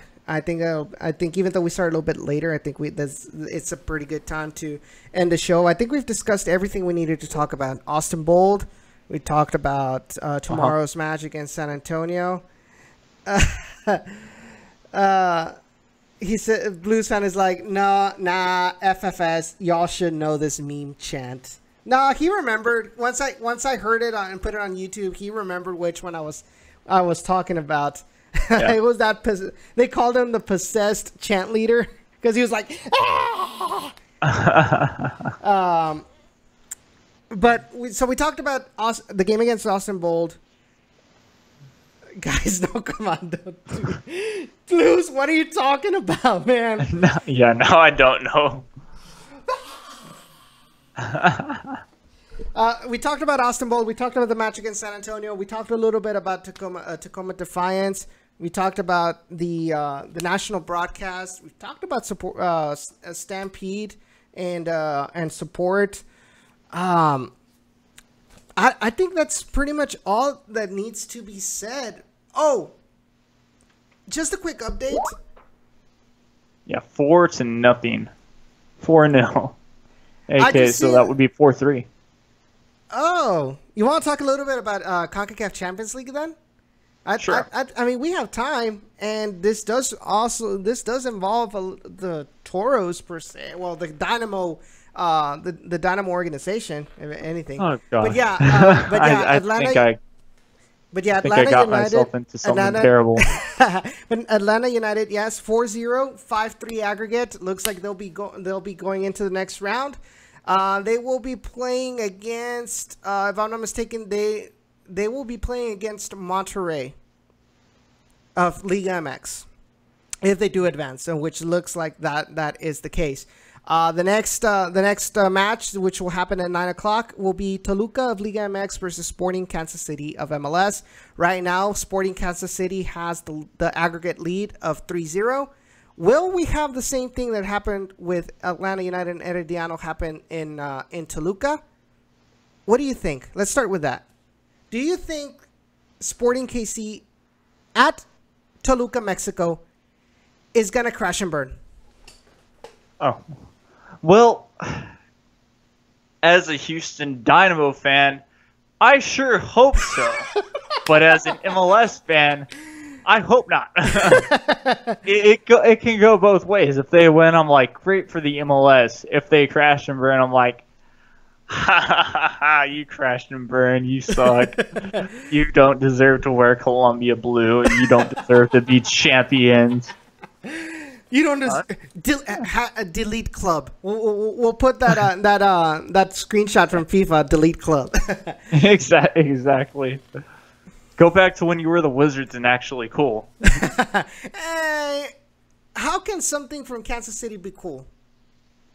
It is true. I mean, yeah. But like I said, they had these cool old, kind of purplish things, and then they had a mascot as a wizard. Okay, you that's gotta cool. admit, that's pretty cool. They had a mascot in general for a soccer team. Mm-hmm. That's basically now unheard of because now they're just supporting Sporting KC. Who cares? So it looks like Sporting KC is going all out. The proposed starting 11 for Sporting Kansas City is you'll have Tim Milian goal, Graham Suzy, Pratt, Matt Beasler, Sinovich, Espinoza, Ilie, Gutierrez, Russell, Nemeth, and Gerso. Yeah.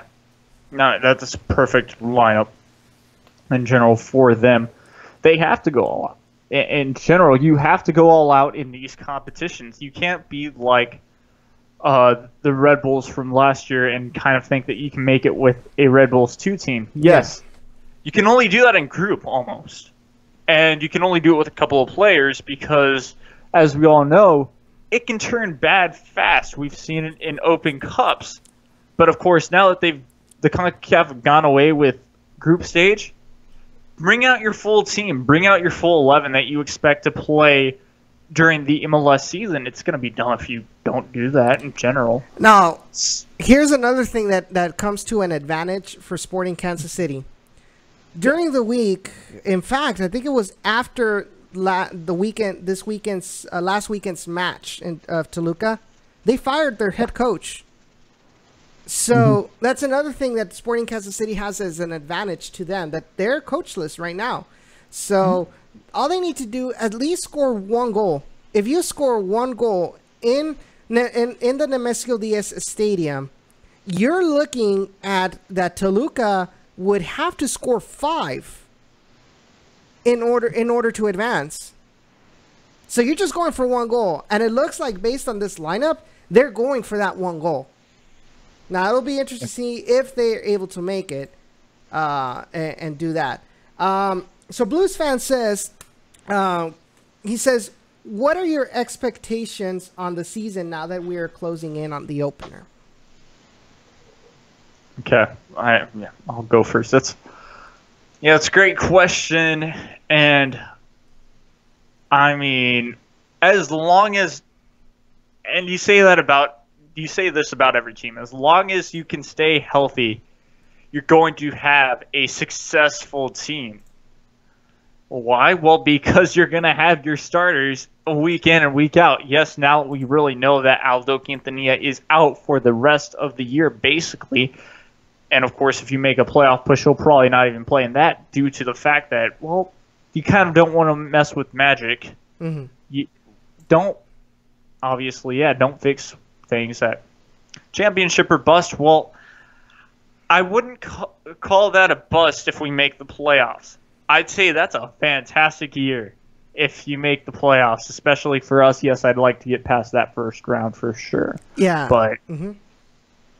But of course, that's not a bust if you don't win the championship in the USL, as long as you can make it to basically the dance, then Toros fans will be ecstatic.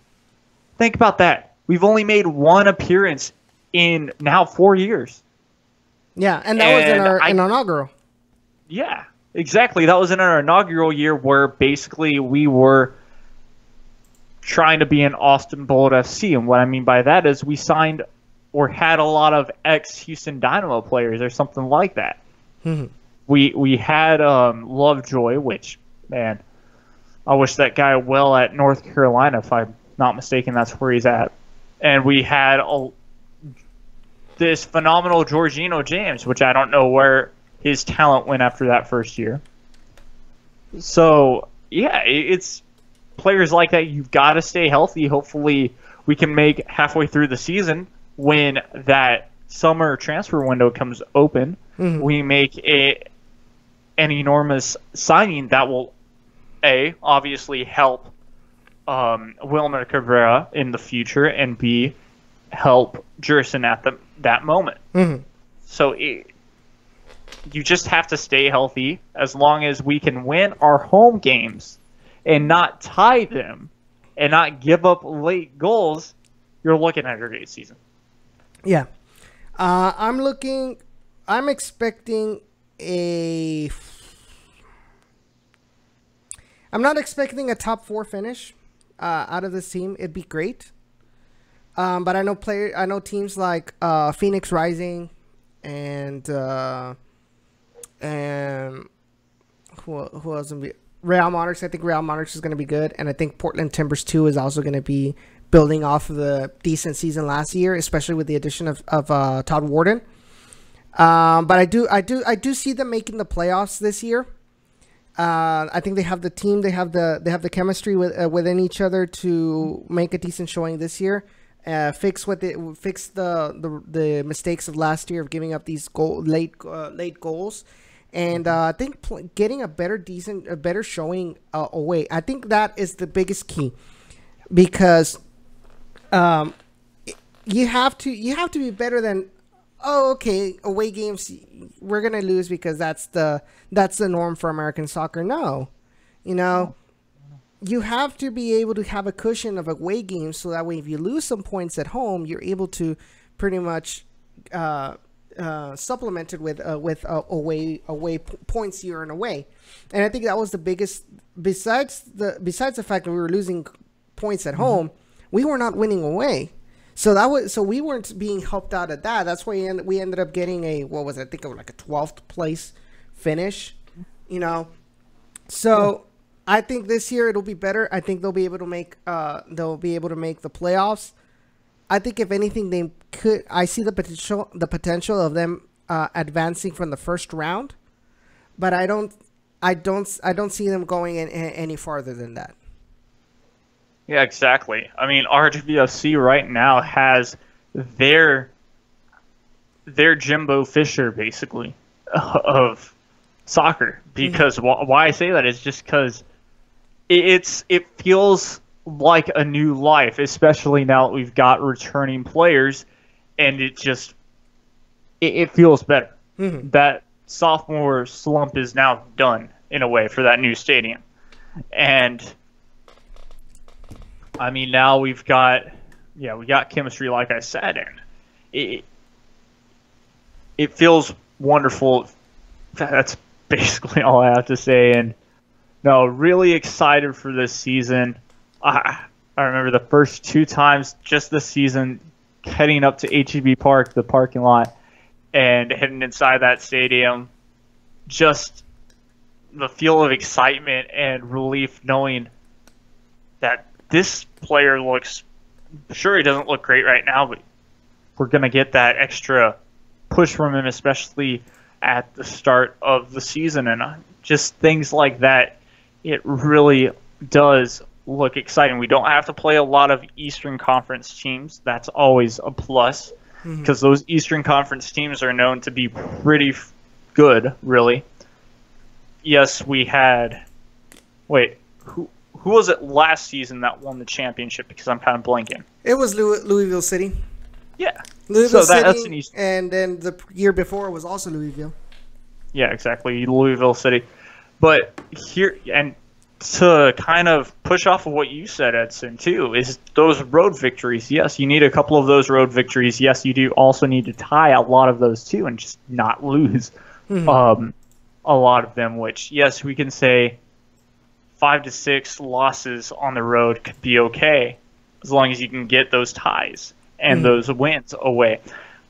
I'm not entirely sure on what for the past 2 seasons, our road record has been, but I know it's not been great, considering that we only won once the year before last on the road, and we might have only won twice on the road this past year. And then, of course, yes, we did draw a lot more games than we did the year before on the road as well. But still, we gave up basically points on the road too. I do recall the crappy OKC game when we played Oklahoma City Energy and gave up points there. It was just a sloppy performance in general. Coach never liked it too. And so, I mean, things like that, you wonder, can they improve? And they probably can. It just takes, obviously, a lot of getting used to.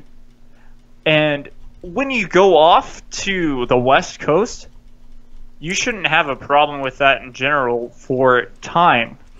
As in, you're 2 hours behind where you are from Texas, basically.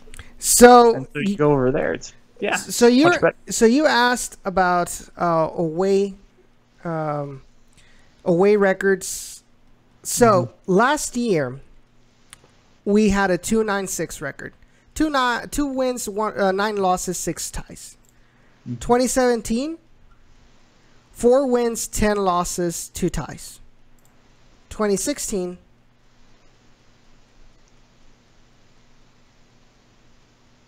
2016, I know we went on like a 20-game win streak or something like that. It won't actually tell me the actual streak for it for 2016, but it was a lot better. So we have been regressing when it comes to away wins. We had been regressing from 4 wins to 2 wins last year.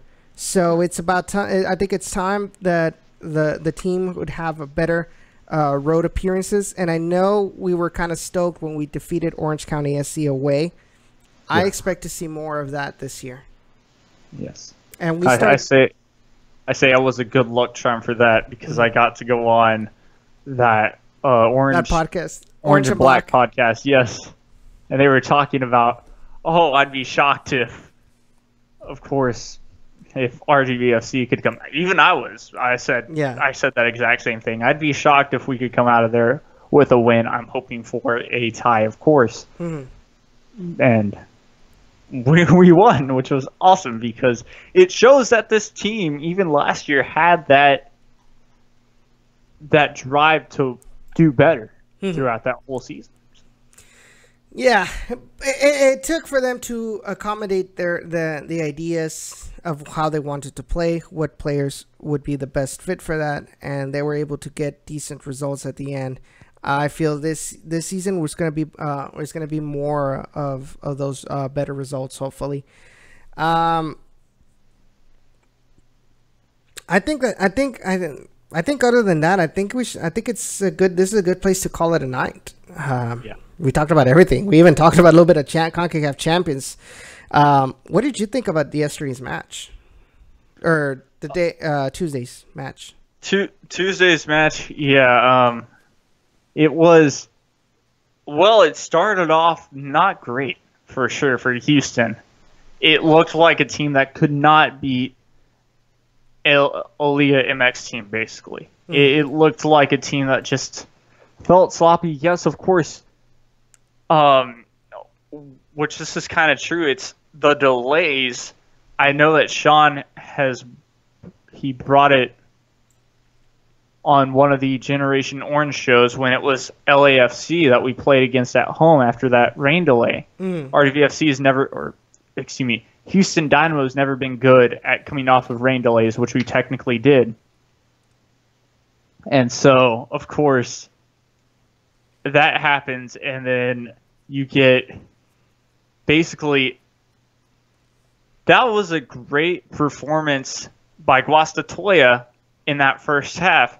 Shot after shot after shot after shot after shot, and they finally get that goal. Which was a beautiful goal, I have to admit. Oh, for sure. Considering that they should have gotten 2, technically. One off the crossbar. Oh, yes. That one was a very scary one as well. And then, of course, coming back from it was just impressive from Houston. We saw that last year with their drive to come back from games. And I guess once they got scored on, it woke them up and said, whoa, oh crap, we've got to start playing actual soccer. We've got to start playing fundamental soccer, things like that. And of course, they get those 2 straight goals. And once again, just real quick, I've got to say, Yahoo, you've got to get someone else to call the games, because that's an embarrassment. That man was totally biased for a Guatemalan football team. Who from America loves Guatemala? Yes, he probably has some family there, and that was weird. He was super excited for that one goal, and then Houston scores, and he was half that. And then at the closing minutes was very monotone. That's not okay. Nope. Yeah, I think both of us would be better play-by-play narrators. Yes, but of course, once again, we're too connected with Houston, so then we'd be called biased too. So. Well, it doesn't really have to be like that. I mean, I think it is viable to. Yes, you support the Dynamo, or like Glenn Davis. Like Glenn Davis, when you hear him narrate, yeah, he talks about the Houston Dynamo, but the way he calls the goals, it's pretty equanimous. Like, it doesn't matter if Houston scored or if the other team scored. He'll call them out. He'll call them the same way. Either way. He's really impressive. I say just because he really works outside of just Houston Dynamo. He gets that opportunity to sometimes be on ESPN for women's soccer.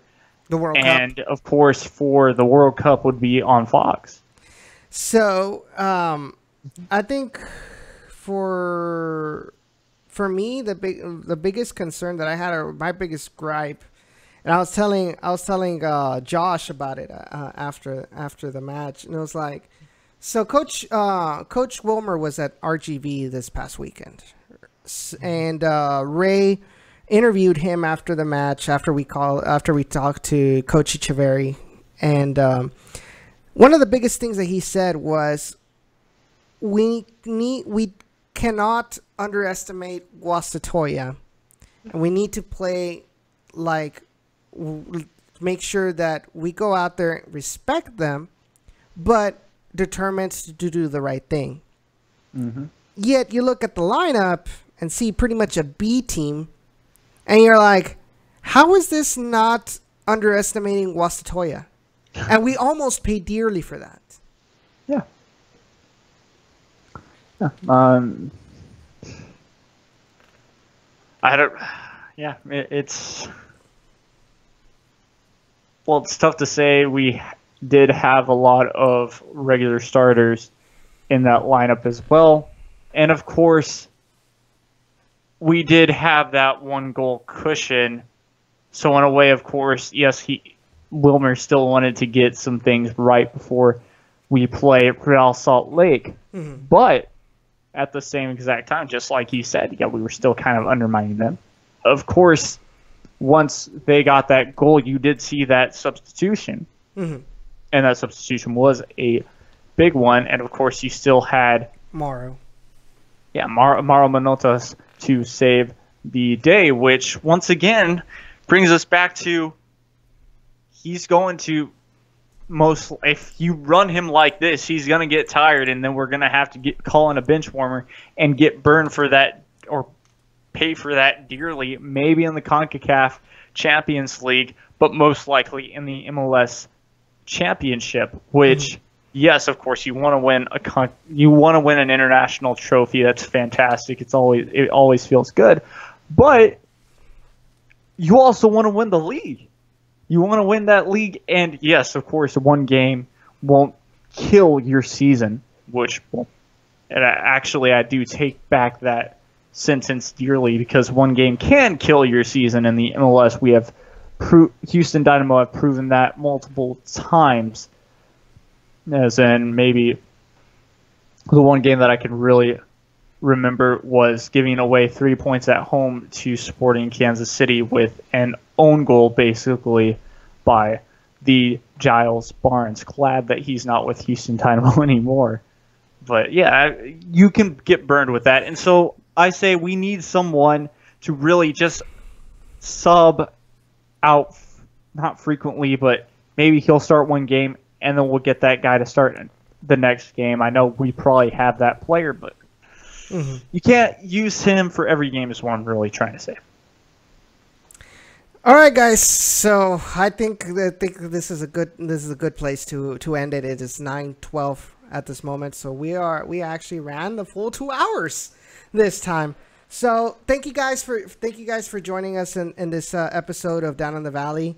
Really appreciate y'all's support, all your likes, all your comments in the chat. Blues fan, Callo, Gilberto, and everybody who participated in the chat. Thank you all so much for communicating with us. You guys make this podcast go by really, really quick. It did not feel like 2 hours. Be sure to follow our social media. Follow Down in the Valley at Down in the RGV on Twitter. Follow the Spanish version of Down in the Valley, DITV podcast _ES. Also follow on Facebook, facebook.com/down in the RGV. Follow our personal Twitters. Mine is Ochoa _8. Jacob Young. Jacob Young. Jacob Young 456. I keep the thing is like I keep on confusing between your other profile, which is a different number at the end. So yeah, and if you want to follow me on Instagram, Jacob Young 99. Yes. Yeah. That one was already taken because I believe when I was a child, at 12 years old, I was able to have a Twitter account, and that first one was 29, and that second one, if I'm not mistaken, was 99. And I finally remembered my passcode for this obviously permanent one, and that's why it's 456. And so yeah, be sure to Instagram Ochoa_8 for me as well. Instagram for Down in the Valley is also Down in the RGV. Also follow us on obviously on our podcasting platforms: Spotify, SoundCloud, Google Podcast, iTunes, Stitcher, BGNFM. Be sure to follow us, subscribe, and share all of our podcasts. I will try to have this podcast uploaded by tonight. It's segmented, like I said, for your convenience. Be sure to check out our friends at Beautiful Game Network. They have helped us out in that regard of being able to be hosted in these podcasting platforms. Follow them on Twitter at the BGNFM. Thank you, Blues fan, for the applause. Really appreciate it. Also, be sure to Facebook the Beautiful Game Network. Follow the BGN Written, where Ray will be posting. Hopefully, in the future, he'll start once again with the Orange Blocks. Follow me for the Spanish speakers. Follow my articles at mentefutbolera.com. I will be writing articles about RGVFC, so you know what's interesting is that I uploaded the article for this past Saturday's match, and each article has like the social media share counter. I think the Toros one actually got, like, if I'm not mistaken, it got like maybe like 10 shares or something like that, which I was like, holy smokes. Like, I was not expecting that many people. Actually, hold on. I was not expecting that many people to share an RGVFC article. But thank you guys for your support in that. We got, yes, 10 shares on that. So follow that. I believe you were deciding to see if you were going to return to writing now, because now you're working for the Monitor with stats. Yeah. So be on the lookout for that. I'm still trying to figure out when the jersey reveal is going to be. So please be patient with that. With that aspect. Any other news that come up, follow us on our social media. Thank you guys for tuning in tonight. We hope to see each other next Thursday at 7 p.m. here in Down in the Valley. Next Wednesday will also be a Generation Orange at 7 p.m. for the Houston Dynamo, Houston Dash, RGVFC talk. If you guys did not see yesterday's episode, you guys have to watch it. Besides the fact that I was playing heel yesterday, thank you, Blues fan, for giving me that idea.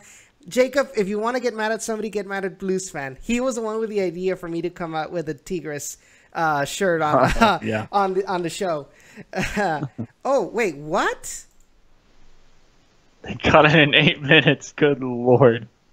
No way. Looks like that Spanish team's in trouble then. Gerso got it. 1-0. Toluca has to score 5. They're done. Yep. So thank you all for your support. We'll see each other next week. Jacob, thank you for coming on the show this week, like you always do. Really appreciate it. Hope to get some good news out of tomorrow. If I hear anything from tomorrow's friendly, I will post it on social media if I am allowed to. Because it's going to be kind of behind closed doors, it is kind of iffy on the subject on whether people will actually want to release such things, and if they do, they'll probably want to keep it off the record. So just hope that I'm able to release that info. So until next time, This has been down in the valley. Take care, and hashtag we are todos, hashtag somos todos, and hashtag down in the valley. Take care.